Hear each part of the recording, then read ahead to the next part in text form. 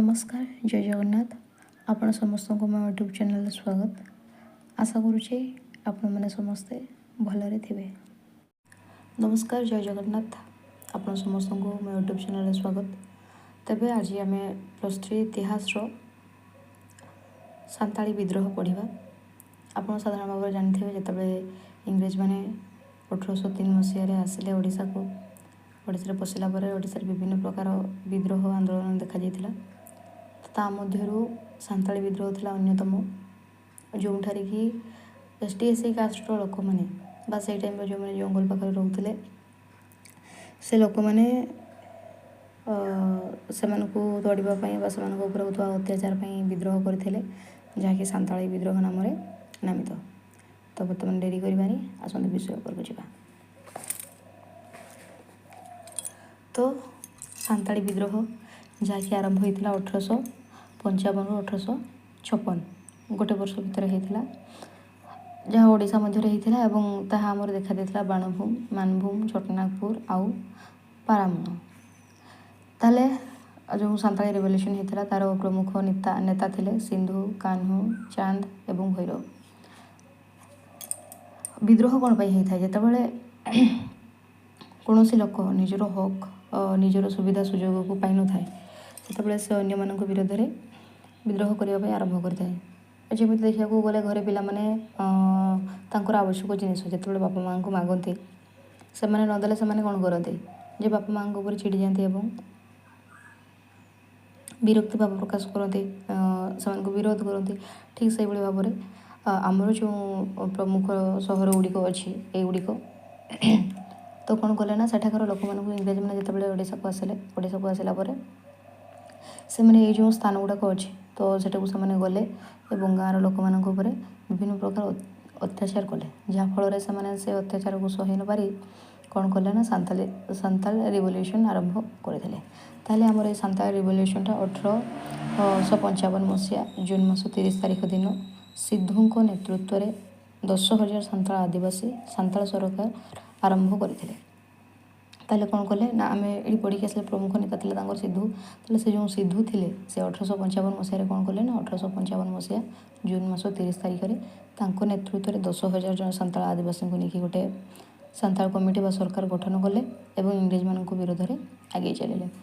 तो 1856 जनवरी में यह शेष होता है। आरंभ है 1855 जून मसीह और शेष है 1856 जनवरी में, जो कि 60,000 पाखापाखि से जो लोक थे से भर 15,000 पाखापाखि लोकर मृत्यु होता है और बहुत आहत होते।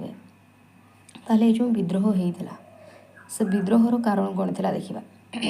प्रथम तो हूँ अणआदिवासी। ताहले छटनागपुर अणआदिवासी बा हिंदू मानकर आगमन द्वारा से साधारण लोक लुंठन कर चलिए। गुती श्रमिक मानू फल एमाने विद्रोह करने आरंभ करते। ताले कौन कले जो आम जो पढ़ले छटनागपुर अंचल ये आम पढ़ले 4टा हाँ कि नहीं। तो 4टारू ये जो छटनागपुर अंचल रहा से विभिन्न प्रकार अणआदिवासी मैंने आदिवासी मैंने आम साधारणतः कौन को ST/SC कास्टर लोक मैंने जो मैंने जंगल साइड रुहति हाँ कि नहीं। तो सही अंचल को कौन कले ना छटनागपुर अंचल को विभिन्न प्रकार जो इंग्रेज मान सहित विभिन्न साहूकार मैंने आसिले आसिक ये रहिले कौन कले ना जो सांताल लोक मैंने अच्छा से गुती माने सेटा होचे श्रमिक मान को सांताली भाषा गुती बोली कहुए। तो से नहीं हूँ विभिन्न प्रकार काम करें जो से शोषण शिकार हेले और विद्रोह आरंभ करते। यहाँ गला अणआदिवासी। तो सेकेंड हूँ साहूकार ठकई। साहूकार ठकई कौन जो 1835 प्रथम तो से आसी ना साहूकार मैंने आगुरी थे हाँ कि नहीं। इंग्रेज मैंने आसिले जिते साहूकार मैंने ये जो सांताली लोक मान सहित रोते से स्थान में कौन कले 1835 से डोमिनो अंचल को पलैले। डोमिनो माने जो भल स्थान को से पलैगले और सांताल मान सहरीवासी पृथक करागला पहाड़ी लोकों कौन से संपर्क रखिले।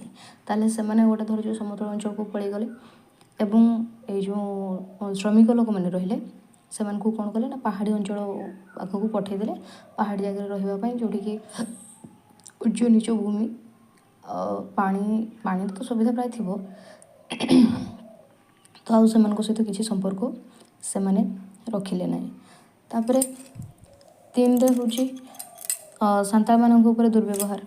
ताले देखो ଆମେ ପ୍ରଥମରୁ ଜାଣିଛେ ହଁ କି ନାହିଁ, ଯେତେବେଳେ ଆମର ଆରମ୍ଭ ହେଲା ସିପାହୀ ବିଦ୍ରୋହ ଆଉ ଯାହା ସବୁ ବି ବିଦ୍ରୋହ ଅଛି ସେସବୁରେ ଆମେ କ'ଣ ଜାଣିଛେ ଯେ ଇଂରେଜମାନେ ସାଧାରଣ ଭାବରେ କ'ଣ କରନ୍ତି, ଯେ ଗାଁରେ ଥିବା ମହିଳାମାନଙ୍କ ଉପରେ ଅତ୍ୟାଚାର କରନ୍ତି। ସେମାନେ ଯେବେଠାରୁ ଆସିଲେ ସେମାନେ ଗାଁରେ ଥିବା ମହିଳାମାନଙ୍କ ଉପରେ ବହୁତ ପ୍ରକାର ଅତ୍ୟାଚାର କରନ୍ତି, ଦୁର୍ବ୍ୟବହାର କରନ୍ତି। ସେମିତି କ'ଣ କଲେ ନା ଇଂରେଜ ସରକାର ସାଧାରଣ ଲୋକମାନଙ୍କ ଉପରେ ଅଧିକ ପରିମାଣର କର ନେବା ସହ ସାନ୍ତାଳ ମହିଳାମାନଙ୍କ ଉପରେ ଅତ୍ୟାଚାର କରୁଥିଲେ।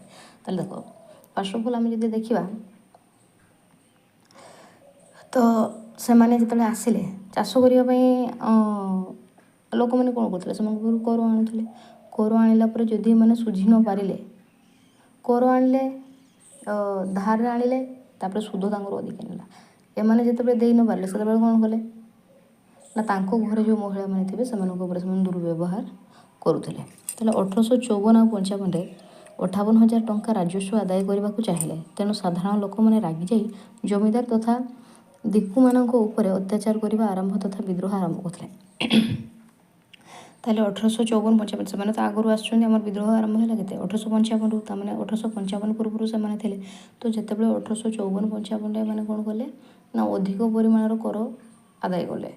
ଯେମିତିକି କୁହାହେଇଛି ସେମାନେ ବର୍ଷକୁ ରାଜସ୍ୱ କେତେ ଆଦାୟ କଲେ ନା 58,000 ଟଙ୍କା। ତ ସେତେବେଳେ ଚାଷବାସ ତ ଏତେ ଭଲ ହେଉନଥିଲା ନା, ତାପରେ ଟଙ୍କେ ବି ସେତେବେଳେ ବହୁତ ମୂଲ୍ୟବାନ ଥିଲା। ତ 58,000 ଟଙ୍କା ଏମାନେ କରିକି ଦେବେ କେମିତି, ସେଥିପାଇଁ ସେମାନେ ରାଗିଗଲେ ଏବଂ ଯୁଦ୍ଧ ଆରମ୍ଭ କରିଥିଲେ। ସିଧୁ ଆଉ କାହ୍ନୁ 1855 ଜୁନ୍ 30ରେ 10,000 ଲୋକଙ୍କୁ ନେଇ ସରକାର ଗଠନ କଲେ।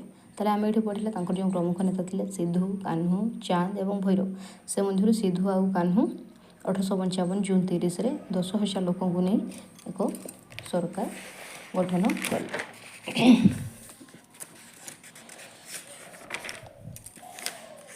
ତାପରେ ବିଦ୍ରୋହ ଦମନ କେମିତି କରାଗଲା ନା ସିଧୁ ଆଉ କାହ୍ନୁକୁ ଧରାଇବା ପାଇଁ। ତାହେଲେ ଦେଖ, ଯେତେବେଳେ ମାନେ ଇଂରେଜ ବିରୁଦ୍ଧରେ ଯୁଦ୍ଧ ଆରମ୍ଭ କଲେ ସେତେବେଳେ କ'ଣ କଲେ ନା ଇଂରେଜ ସରକାର ସିଧୁ ଆଉ କାହ୍ନୁକୁ ଧରାଇବା ପାଇଁ 10,000 ପୁରସ୍କାର ପ୍ରଦାନ କରାଯିବ ବୋଲି କହିଲେ। ତାହେଲେ ଏମାନେ କହିଲେ ଯେ ଗ୍ରାମବାସୀମାନଙ୍କୁ ଆମର ଯେଉଁ ଅଛି ସେ ଡାକବାଜି ଯନ୍ତ୍ର ସାହାଯ୍ୟରେ ସମସ୍ତଙ୍କୁ କହିଲେ ଯଦି କିଏ ସିଧୁ ଆଉ କାହ୍ନୁକୁ ଧରିଦେବ ତାହେଲେ ତାକୁ 10,000 ଟଙ୍କା ଦିଆଯିବ। 1855ରୁ 56 ମଧ୍ୟରେ ଅନେକ ଛୋଟ ଛୋଟ ବିଦ୍ରୋହ ଇଂରେଜ ସରକାର କ୍ରୂର ଭାବରେ ଦମନ କରିଥିଲେ। ତାହେଲେ 1855ରୁ 56 ଏଇ ଭିତରେ ବହୁତ ଛୋଟ ବଡ଼ କ'ଣ କୁହନ୍ତି ବିଦ୍ରୋହ ହେଇଥିଲା। ତାହେଲେ ଏମିତି ଭାବରେ ଚାଲିଲା ଏବଂ ଶେଷରେ ଇଂରେଜମାନଙ୍କୁ ସେମାନେ ତଡ଼ି ଦେଇଥିଲେ ଓ ନିଜର କ'ଣ କୁହନ୍ତି ସମାଜ ଗଠନ କରିବାରେ ସେମାନେ ସଫଳ ହୋଇପାରିଥିଲେ। ତ ଏଇଟା ଥିଲା ସାନ୍ତାଳୀ ବିଦ୍ରୋହ। ତାହେଲେ ଆମେ ଏଇଠୁ କ'ଣ ଶିଖିଲେ, ଯେ ଆମେ ଏଇଠୁ ଶିଖିଲେ ଯୁଦ୍ଧ ଆରମ୍ଭ ହେଲା କେବେ ନା 1855 ଜୁନ୍ 30ରୁ, ହଁ କି ନାହିଁ 1855 ଜୁନ୍ 30ରୁ ଆରମ୍ଭ ହେଲା ଏବଂ 1856 ଜାନୁଆରୀରେ ସରିଲା। ଏଇଟା ହେଲା ଷ୍ଟାର୍ଟ ଆଉ ଏଇଟା ହେଉଛି ଏଣ୍ଡ। ତାହେଲେ ଏଇଠି ପ୍ରମୁଖ ନେତା କିଏ ଥିଲେ, ପ୍ରମୁଖ ନେତା ଥିଲେ ତାଙ୍କର 4 ଜଣ, ହଁ କି ନାହିଁ। ଜଣେ ଥିଲେ ସିଧୁ, ଆଉ ଜଣେ ଥିଲେ କାହ୍ନୁ, ଆଉ ଜଣେ ଥିଲେ ଭୈରବ, ଆଉ ଜଣେ କିଏ ଥିଲେ, ଆଉ ଜଣେ ଆମର ଥିଲେ ଚାନ୍ଦ। ତ ଏଇ 4 ଜଣଙ୍କ ଭିତରୁ ଏଇ 2 ଜଣ ହେଉଛି କ'ଣ କଲେ ନା 10,000 ଲୋକଙ୍କୁ ନେଇକି ଗୋଟେ ମେଳି ଗଠନ କଲେ, ମେଳି ବା ସରକାର ଗଠନ କଲେ। ତାପରେ କ'ଣ କଲେ ନା ଇଂରେଜ ବିରୁଦ୍ଧରେ ଯୁଦ୍ଧ କଲେ।